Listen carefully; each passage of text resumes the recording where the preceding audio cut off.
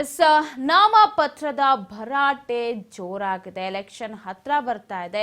ಇತ್ತ ಬಾಗಲಕೋಟೆಯಲ್ಲಿ ಕೂಡ ನಾಮಪತ್ರವನ್ನ ಸಲ್ಲಿಕೆ ಮಾಡಿದ್ರು ಬಿಜೆಪಿ ಅಭ್ಯರ್ಥಿ. ನಾಮಪತ್ರವನ್ನ ಭರ್ಜರಿ ರೋಡ್ ಶೋ ಮುಖಾಂತರ ನಾಮಪತ್ರ ಸಲ್ಲಿಕೆ ಮಾಡಿದ್ದು ಬಿಜೆಪಿ ಅಭ್ಯರ್ಥಿ ಪಿಸಿ ಗದ್ದಿಗೌಡರ್ ನಾಮಪತ್ರ ಸಲ್ಲಿಸಿದ್ರು.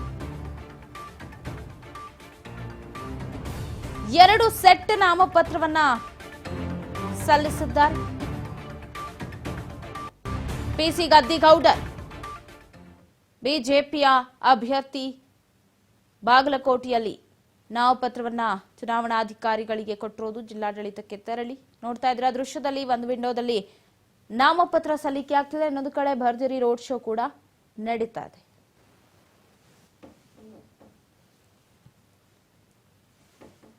ಭಾರತೀಯ ಜನತಾ ಪಾರ್ಟಿಯ ಲೋಕಸಭಾ ಅಭ್ಯರ್ಥಿಯಾಗಿ ನಾಮಪತ್ರವನ್ನು ಸಲ್ಲಿಸತಕ್ಕಂಥ ಸಂದರ್ಭದಲ್ಲಿ ನಮ್ಮ ಕರ್ನಾಟಕದ ಮಾಜಿ ಮುಖ್ಯಮಂತ್ರಿಗಳಿರ್ತಕ್ಕಂಥ ಸನ್ಮಾನ್ಯ ಜಗದೀಶ್ ಶೆಟ್ಟರ್ ಅವರು, ಹಾಗೇನೆ ಕೇಂದ್ರದ ಮಾಜಿ ಸಚಿವರು, ಶಾಸಕರು, ಅದರಂತೆ ಮಾನ್ಯ ಬಾಲಚಂದ್ರ ಜಾರಕಿಹೊಳಿ ಅವರು, ನಮ್ಮ ಬಹಳಷ್ಟು ಮುಖಂಡರು ಬಂದಿದ್ದಾರೆ. ಅದರ ಜೊತೆಗೆ ನಮ್ಮ ಮತಕ್ಷೇತ್ರದ ಎಲ್ಲ ಮಾಜಿ ಸಚಿವರು, ಈಗಿರ್ತಕ್ಕಂಥ ಶಾಸಕರು, ವಿಧಾನ ಪರಿಷತ್ತಿನ ಸದಸ್ಯರು, ರಾಜ್ಯಸಭಾ ಸದಸ್ಯರು, ನಾರಾಯಣಸ್ವಾಮಿಗೆ ಇವರೆಲ್ಲರ ಜೊತೆಗೂಡಿ ಇವತ್ತು 2 ಸೆಟ್ ನಾಮಪತ್ರ ನಾನು ಸಲ್ಲಿಸಿದ್ದೇನೆ.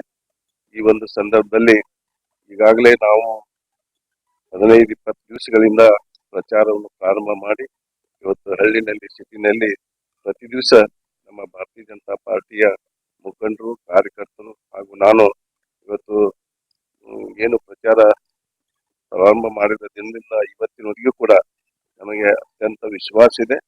ಇವತ್ತು ನಮ್ಮ ಮುಂದಿನ ಚುನಾವಣೆಯಲ್ಲಿ ಜನ ನಮ್ಮ ಪರವಾಗಿ ಮತ ನೀಡ್ತಾರೆ. ಇವತ್ತು ಈ ಒಂದು ಸಂದರ್ಭದಲ್ಲಿ ನಾನು ಸ್ಪಷ್ಟವಾಗಿ ಹೇಳಲಿಕ್ಕೆ ಬಯಸ್ತೇನೆ, ಭಾರತೀಯ ಜನತಾ ಪಾರ್ಟಿಯ ಲೋಕಸಭಾ ಅಭ್ಯರ್ಥಿಯಾಗಿ ನಾಮಪತ್ರವನ್ನು ಸಲ್ಲಿಸತಕ್ಕಂಥ ಸಂದರ್ಭದಲ್ಲಿ ನಮ್ಮ ಕರ್ನಾಟಕದ ಮಾಜಿ ಮುಖ್ಯಮಂತ್ರಿಗಳಿರ್ತಕ್ಕಂಥ ಸನ್ಮಾನ್ಯ ಜಗದೀಶ್ ಶೆಟ್ಟರ್ ಅವರು, ಹಾಗೇನೆ ಕೇಂದ್ರದ ಮಾಜಿ ಸಚಿವರು, ಶಾಸಕರಾಗಿರ್ತಕ್ಕಂಥ ಮಾನ್ಯ ಬಸನಗೌಡ ಪಾಟೀಲ್ ಯತ್ನಾಳ್ ಅವರು, ಅದರಂತೆ ಮಾನ್ಯ ಬಾಲಚಂದ್ರ ಜಾರಕಿಹೊಳಿ ಅವರು, ನಮ್ಮ ಬಹಳಷ್ಟು ಮುಖಂಡರು ಬಂದಿದ್ದಾರೆ. ಅದರ ಜೊತೆಗೆ ನಮ್ಮ ಮತಕ್ಷೇತ್ರದ ಎಲ್ಲ ಮಾಜಿ ಸಚಿವರು, ಈಗಿರ್ತಕ್ಕಂಥ ಶಾಸಕರು, ವಿಧಾನ ಪರಿಷತ್ತಿನ ಸದಸ್ಯರು.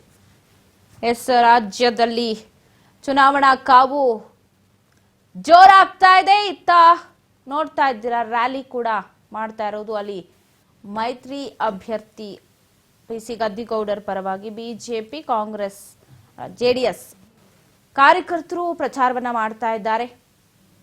ಅಲ್ಲಿ 2 ಬಾವುಟಗಳು ಕೂಡ ರಾರಾಜಿಸ್ತಾ ಇದೆ. ಹಸಿರು ಕೇಸರಿ ಮಯವಾಗಿರೋದು. ಈ ಬಾರಿ 100% ಗೆಲ್ಲುವ ಭರವಸೆಯನ್ನು ಅವರು ವ್ಯಕ್ತಪಡಿಸ್ತಾ ಇರುವುದು. ರೋಡ್ ಶೋ ಮುಖಾಂತರ ಹೋಗಿ ಚುನಾವಣಾಧಿಕಾರಿಗೆ ನಾಮಪತ್ರವನ್ನ ಸಲ್ಲಿಕೆ ಮಾಡಿದ್ರು ಪಿಸಿ ಗದ್ದಿಗೌಡರ್.